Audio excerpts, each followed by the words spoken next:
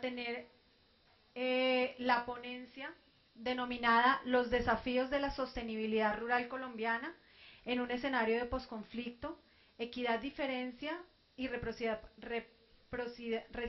participativa, a cargo de Tania Rodríguez y Carlos Duarte.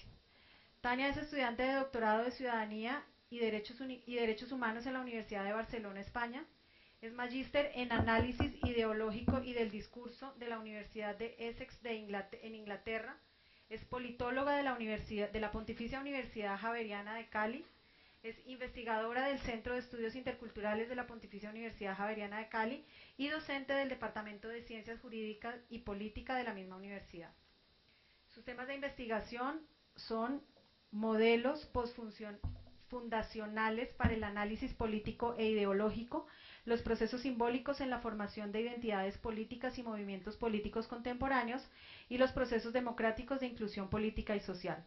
Es experta en análisis de coyuntura, derechos humanos, movimientos políticos contemporáneos y diálogo intercultural, y autora de diversos artículos académicos publicados en libros del centro. Carlos Duarte es antropólogo de la Universidad Nacional de Colombia, es magíster en sociedades latinoamericanas de opción Sociología del Instituto de Altos Estudios de América Latina de la Universidad Sorbonne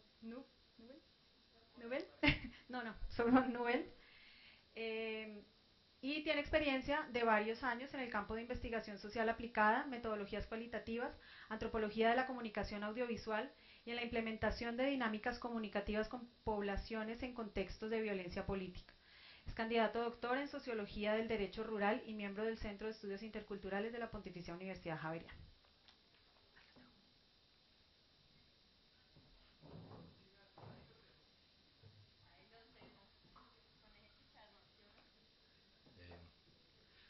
¿Me haces un favor? ¿Será que puedes colocarla?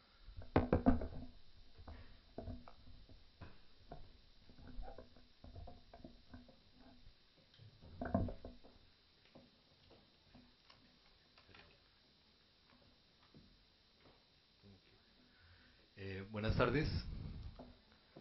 Bueno, aquí la idea de esta ponencia es presentar unas claves interpretativas para muchas de las discusiones que hemos desarrollado en estos 2 días. Como ustedes habrán dado cuenta, el diseño metodológico de este evento ha tenido o ha intentado tener una continuidad de escalas espaciales y políticas. En el primer día, más o menos se trabajaron cuáles eran los desafíos a nivel estatal en un escenario de posconflicto. En la tarde se trabajó cuáles serían los desafíos de la sociedad civil en ese ya que ya no se llamó posconflicto, sino en un escenario de terminación del conflicto armado. Hoy en la mañana se trabajó el desafío regional y ahora en la tarde el objetivo va a ser anclar en el espacio local la reflexión, ¿no? Antes de dar la palabra a pues, los principales actores de estas reflexiones, que son los representantes y voceros de las mesas afrodescendientes, campesinas e indígenas en el Cauca, que es con las personas que hemos venido desarrollando gran parte de este trabajo, pues vamos a hacer este ejercicio. Vale la pena anunciar, antes de comenzar, que varias de las cartografías, de las reflexiones y algunas de las conclusiones las hemos venido trabajando conjuntamente con todo el equipo del Centro de Estudios Interculturales, compuesto por diferentes profesionales, geógrafos, sociólogos, matemáticos, antropólogos, etcétera. Pero también se ha venido alimentando de los trabajos participativos con las comunidades, con las que hemos venido armando muchas de estas cartografías que vamos a presentar, y también con la reflexión con muchos funcionarios y servidores públicos del INCODER, con los cuales hemos venido desarrollando un trabajo mancomunado a lo largo de casi 3 años. Entonces, pues, estas son como las fuentes de las cuales van a sustentarse gran parte de las cosas que les vamos a presentar hoy. Eh, bueno, en un primer momento nos parece importante dar algunas claves interpretativas de varias de las problemáticas que hemos venido señalando hoy en día, ¿no? Obviamente el escenario en el cual nos hemos focalizado es el escenario rural y gran parte de las políticas y de sus efectos que hemos venido trabajando tienen que ver con ese entramado que llamamos multiculturalismo, ¿no? Sin embargo, antes de comenzar como el trabajo más empírico, queríamos presentar algunas bases interpretativas de ese multiculturalismo. Un primer ejercicio es decir que la sociedad en sí sería teóricamente incorrecto decir que es multicultural, ¿no? La sociedad es diversa, heterogéneamente construida a partir de su historia, de sus pueblos, de sus comunidades, pero cuando hablamos de multiculturalismo estamos refiriéndonos a una forma particular a través del cual el Estado gestiona la diferencia social, la diferencia cultural. Por lo tanto, nos estamos refiriendo sobre todo a las políticas multiculturales, quizás el concepto más acertado, ¿no? Porque el multiculturalismo es un concepto bastante amplio. Y en el caso colombiano, vale la pena decir que el parteaguas de las políticas multiculturales es la Constitución de 1991. Antes de eso, vale decir que el Estado o la forma como el Estado gestionaba la diferencia social era a través de la uniformización y del modelo de mestizaje, ¿no? Eh, estas políticas multiculturales, ese 91, va de la mano de dos grandes procesos que se dan a lo largo quizás de la segunda mitad del siglo XX, que son las políticas de modernización del Estado a partir de los procesos de descentralización, de una parte, y de otro lado, las luchas y las formas de organización de la sociedad civil por generar mayores mecanismos de participación, inclusión y reconocimiento a la diversidad. De otra parte, otro ítem que vale la pena tener en cuenta es que cuando hablamos de multiculturalismo, hay una cosa que parece no cuadrar, como quizás se vio un poco en las exposiciones, en la exposición de la mañana con respecto a la cuestión de la minería, que es que modelos que parecen teóricamente muy bien construidos tienen muchas fallas en su implementación pragmática, ¿no? Por eso, y eso, las políticas multiculturales no son la excepción.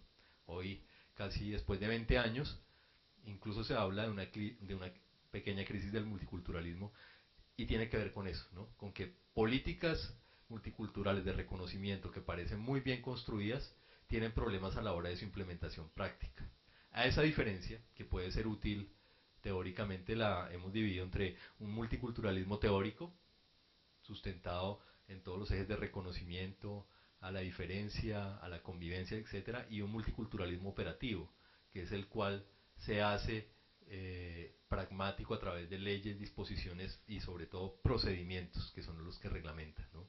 Ya ayer también hacían énfasis en ese sentido, que una cosa es poder llegar a un acuerdo y la cumbre agraria, las mesas del CRIC, de los MISAC, de los campesinos, de los afro han llegado a muchos acuerdos. Ahora, cuando ese ejercicio se intenta desarrollar en la práctica, y creo que los compañeros del INCODER son los que mejor lo conocen, porque se dice que gran parte de los chicharrones del gobierno terminan siempre operativizados en el INCODER, saben que no es lo mismo firmar un acta que hacerla operativa, ¿no? Y las comunidades también, toda la historia del CRIC del nuevo 82 es casi que una radiografía de ese ejercicio, ¿no? Una cosa es firmar algo y otra cosa es su implementación operativa, ¿no?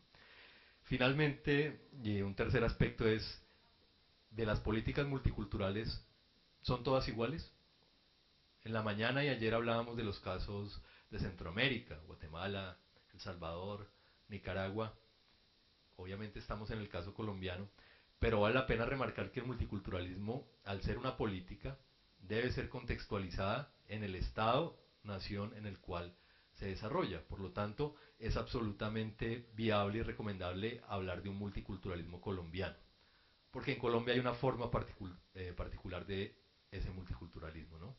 Ya el multiculturalismo, esas políticas de reconocimiento tampoco fueron una excepción en Colombia, a pesar de que tendremos a hacer una historia casi siempre autorreferenciada, fue una dinámica, por lo menos latinoamericana, que a lo largo de todos los años 90 y la primera década del 2000 se dieron políticas de reconocimiento a la diversidad cultural en casi toda América Latina, ¿no? ¿no? Casi se reformaron 15 constituciones permitiendo ese reconocimiento de diversas maneras, ¿no? Tanto podemos hablar del nacionalismo indígena en Bolivia, como un mestizaje diferenciado en México, como lugares donde ni siquiera se reconocieron esas políticas, pero fue un ejercicio latinoamericano que se dio en ese momento.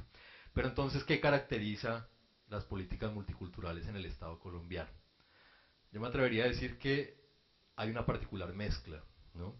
Entonces, de un lado, no habría que olvidar que a la par que la Constitución del 91 es muy importante porque reconoce gran parte de esos deseos de participación y de reconocimiento de las comunidades, también es el punto de quiebre y de implementación de gran parte de las políticas de apertura económica.